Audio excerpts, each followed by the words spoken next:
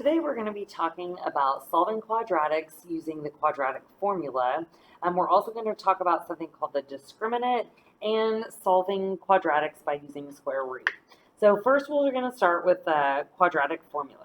So quadratic formula is something you should be familiar with. So remember, we're always talking about our quadratic functions when they're in standard form. Ax squared plus bx plus c is equal to 0. So remember, it has to be equal to 0 in order to be able to plug it into quadratic formula. Then we can use the quadratic formula to find the zeros. So the quadratic formula is x is equal to negative b plus or minus the square root of b squared minus 4ac all over 2a. You may have heard a song about this, going to Pop Goes the Weasel. I will save you the not having to listen to me sing it, but ask your teacher and they'll sing it for you.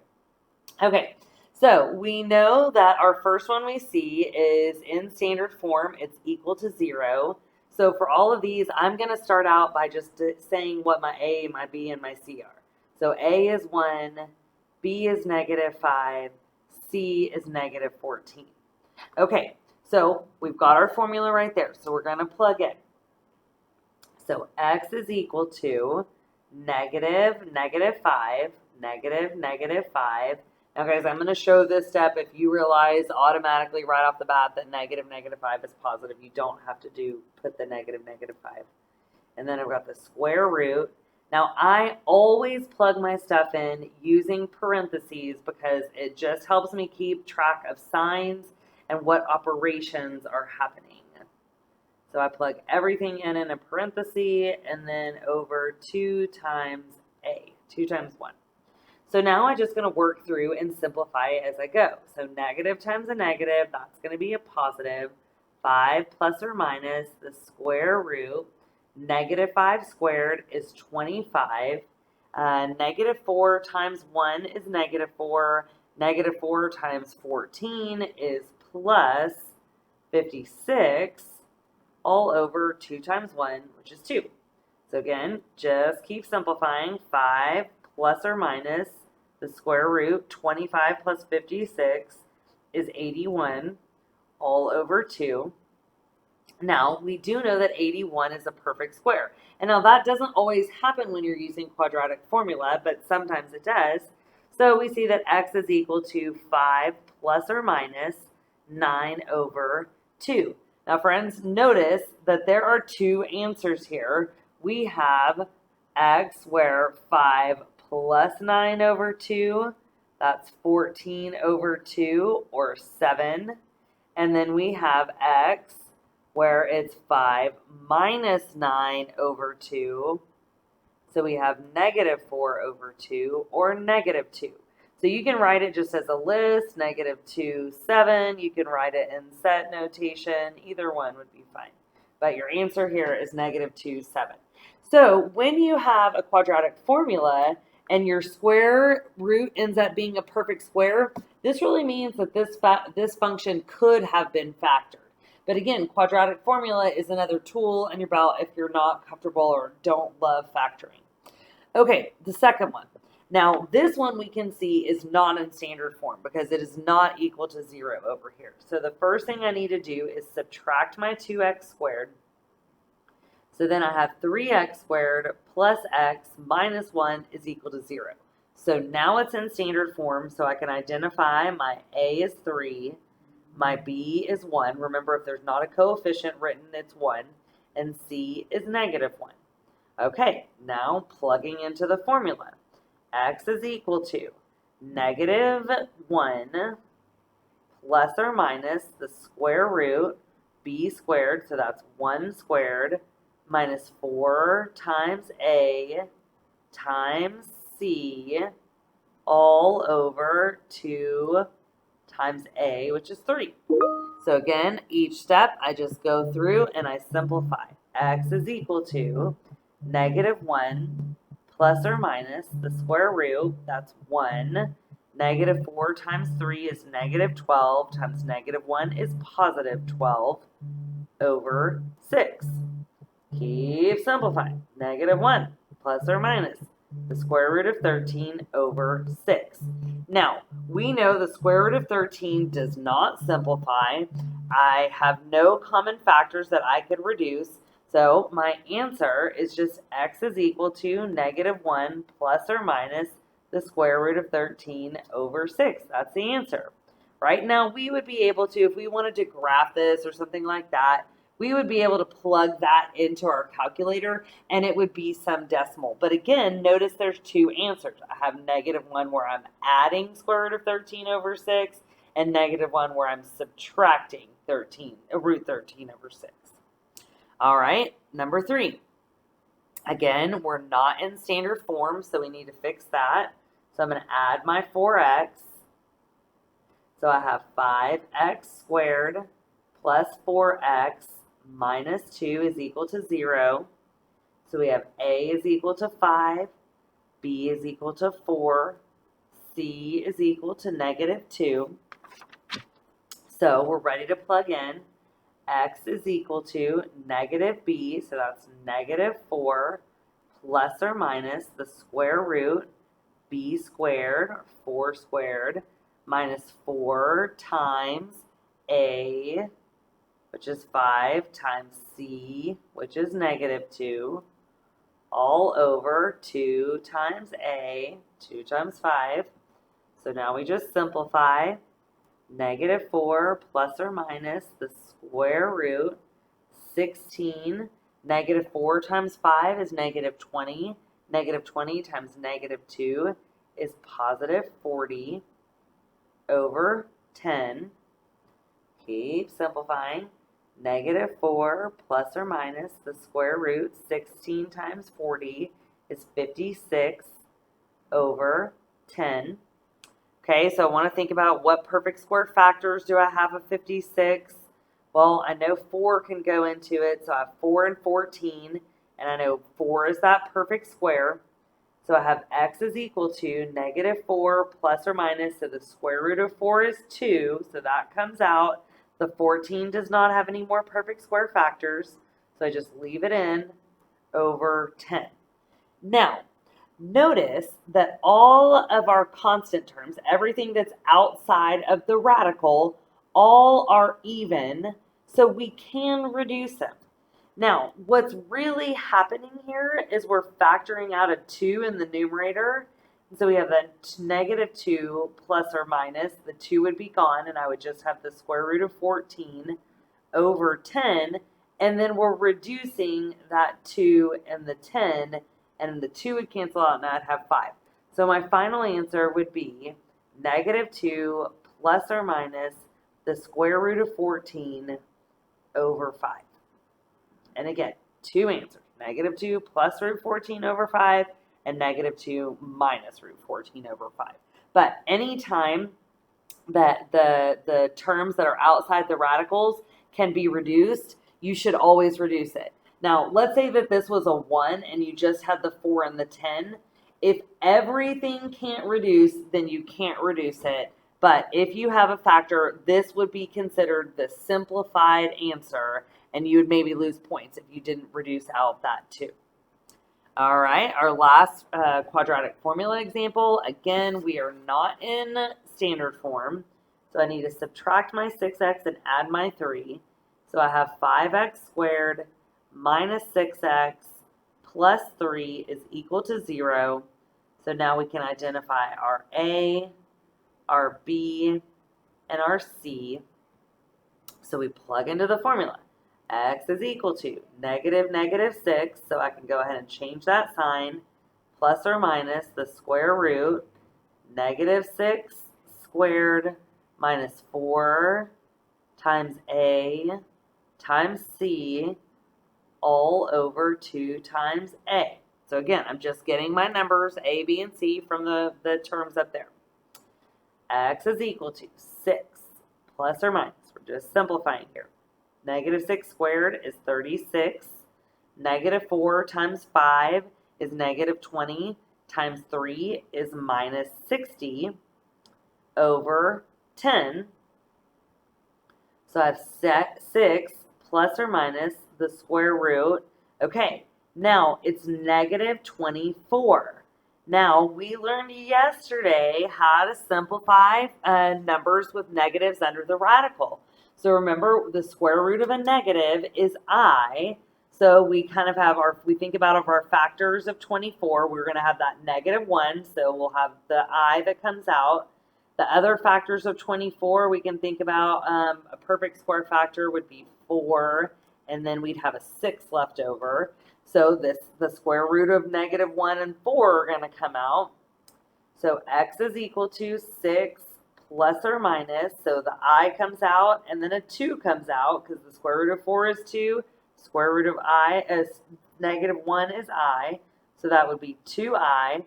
6 does not have any more perfect square factors. So over 10. Now here's another one where I have an even, an even, and an even. So I'm not going to, you don't have to show the step where you factor them out, but just remember that, again, both of these terms on the top have to be able to be reduced. So I can reduce that to a 3. That 2 is going to go away, and then this would go down to a 5. So my final answer would be 3 plus or minus I root 6 over 5. Okay, moving on. Now, there is a shortcut method to kind of figure out how many roots that we have in a quadratic equation. So we use this term called the discriminant, which is just the b squared minus 4ac. So notice, all it is just the part that is underneath the radical in our quadratic equation. So that part is called the discriminant. So we have 3 cases when we're looking at that. If the b squared minus 4ac is greater than 0, so any number larger than 0, that means that we're going to have 2 real roots, right? Because that goes back to kind of back over here where we're adding and subtracting something. So you have the 2 roots when the number underneath, the radical is positive, right? Because I have the -2 plus the number, the -2 minus the number. So we have those 2 roots. So when b squared minus 4ac is greater than 0, we have 2 real roots. When b squared minus 4ac is equal to 0, that means we only have 1 real root. And if we think back to it in terms of the quadratic formula, if this was all 0, then I'd be adding or subtracting nothing, so it wouldn't change, and it would just be the -b over 2a, which, if anybody notices, remember, is how we find that vertex form, the vertex, x value of our vertex. So that's when we have one solution, and the vertex is on the axis. All right, and then whenever our b squared minus 4ac is less than 0 or is negative, those are our imaginary complex roots. So remember, imaginary numbers are what we would say are not real. So the imaginary roots are whenever we don't cross the x-axis. Because remember, our roots or our zeros are the places that our quadratic crosses the x-axis. So when we have imaginary roots, it doesn't cross the x-axis. So notice, when you see these type problems, it's going to tell you without solving to determine the number of roots. Oh, one other thing I wanted to add up here.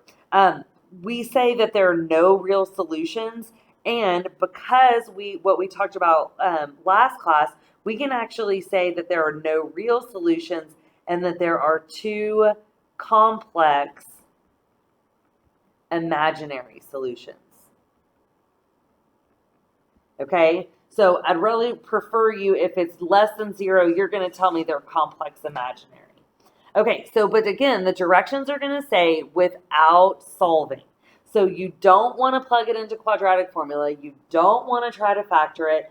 All I need to look for is the b squared minus 4ac. So I'm going to say, okay, what is a? A is 3, b is -7, and c is 5. So when I plug in, I get -7 squared minus 4 times a, which is 3, times 5. So what does that simplify to? The -7 squared would be 49.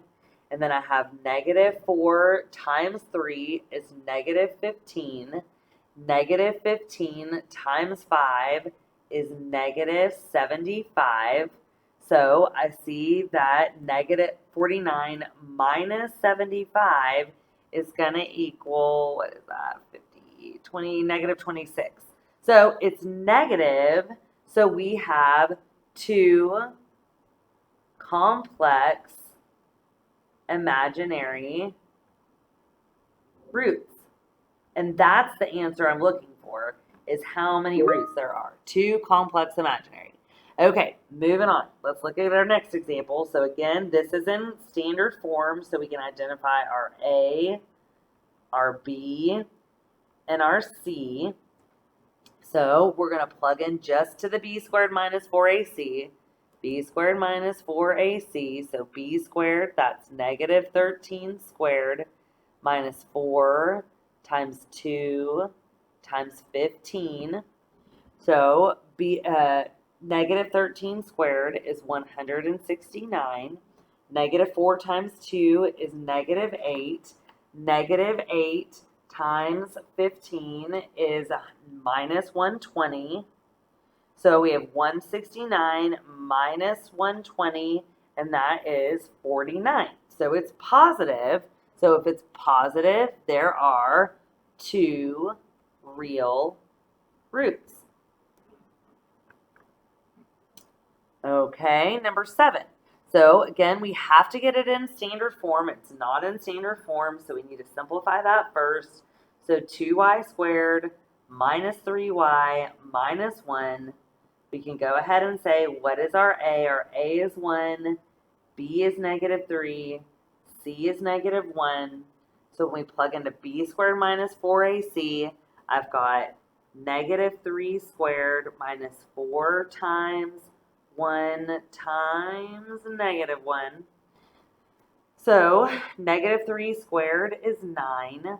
Negative 4 times 1 is negative 4. Negative 4 times negative 1 is positive 4. So 9 plus 4 is 13. Again, we have a positive determinant. So there are two real roots. Okay, last example about our discriminant. I said determinant, it's discriminant. A is equal to 1. B is equal to 2, C is equal to 1. So plugging into B squared minus 4AC, so I have 2 squared minus 4 times 1 times 1. So that's 4. Negative 4 times 1 is minus 4. Negative 4 minus 4 is 0. So when it's equal to 0, that's when that vertex is on the axis. And so there is one real root. Okay, so our next thing is that we're talking about is solving quadratics using square roots. There are kind of two parts to this. Some of this we're going to use a little bit more tomorrow, but I just wanted to point it out that we have this pattern, excuse me, called a perfect square trinomial, or when our first and last terms are perfect squares, and the middle term is twice the product of the square root of the first and last term, right? Because the square root of this one is A, the square root of this one is B, so it's that 2AB is that middle term. So what this will always factor to is a binomial squared. So you kind of take the square root of the first term is the first number, the square root of the second term is the second number, and so it's that binomial squared. So again, we'll see an example today that uses it, but we're really going to use it starting tomorrow or next class. So again, we see that we have x squared. So that's x times x, and we have 8x, and then we have 16, which is 4 squared. So I usually try to think, okay, this is x squared, this is 4 squared. Is this 2 times x times 4? Yes, it is. It's 8x. So then I know that this would factor into this perfect square, a binomial squared. So it's always the terms in the binomial are the square root of the first term and the square root of the second and the last term. And then it's the binomial squared. Same thing here. We see it follows that pattern. So we can use perfect square trinomials, or we can also use square roots if we're given a quadratic equation that has something squared on one side. So remember, when solving with a square root, you must give the positive and negative roots. Okay, so what we see here is in other times we would say, okay, we have to get this in standard form. But what I want you to notice, if I have something squared or a perfect square on one side, instead of moving it over and getting it in standard form and trying to factor it or putting it in quadratic formula, if it's squared, I can just undo it by taking the square root of each side. So again, we're talking about that square root of x squared is just x. And then we want to think about what are the factors, square root factors of 12. Well, we have 4 is a perfect square and 3. So now here's what I'm saying, is if you use a square root to solve, remember, every time we solve a quadratic, we expect to have 2 answers. So we have the positive and the negative root, and then we take up the square root of our 4 is 2, and then the root 3, the 3 just stays underneath the radical. So our answer here is plus or minus 2 root 3. Now, this doesn't work any different because I still have something squared, so I can simplify it by taking the square root of both sides. So the square root undoes the square, so I have x minus 3 on the left. I know I'm going to have a plus or minus. Then I think about what are my perfect square factors of 20. Well, I know I have 4 times 5, so 4 is that perfect square. So the square root of 4 is 2, and then we have root 5. Now, we don't have our x by itself yet. We still have a minus 3 over there. So we're going to add our 3 to both sides. So I have x is equal to 3 plus or minus 2 root 5. Now, look, this looks like the answer to one of those quadratic equations, right? So you would know when it looks like this, that would be something that wouldn't have been factorable or something like that, but we can also solve it by doing this square root of both sides. Now, we look here and we see that there's a coefficient in front of the parentheses squared. Well, I can't leave the coefficient there. So before I take the square root, I'm going to divide both sides by 4. So kind of think back like when we were doing our absolute value, we always, before we could really do anything with the absolute value, we had to have it alone. So it's the same idea here. Before we can take the square root, we need to get rid of any coefficients that we might have. And then 16 divided by 4 is just 4. So we take the square root of both sides. So I have x minus 7 is equal to, well, we know the square root of 4 is 2, but remember we have to have our plus or minus 2. So when we bring over our 7, we have x is equal to 7 plus or minus 2. Now, guys, if it doesn't have a root with it, you should go ahead and tell me what these solutions are. So 7 plus 2 is 9, and 7 minus 2 is 5. So my solutions are 9 and 5. Okay, so number 4, this one we're going to do a little work, but again, it kind of goes back to this idea of this perfect square trinomial. I see that the square root of this is x, and the square root of this is 3. They're both perfect squares. This middle term is 2 times x times 3, so I know that I can factor this into a binomial squared. So remember what goes in the binomial? It's the square root of the first term and the square root of the last term. And then where do we get the sign? We look for the sign right here. If whatever this first sign is what the sign of our term is.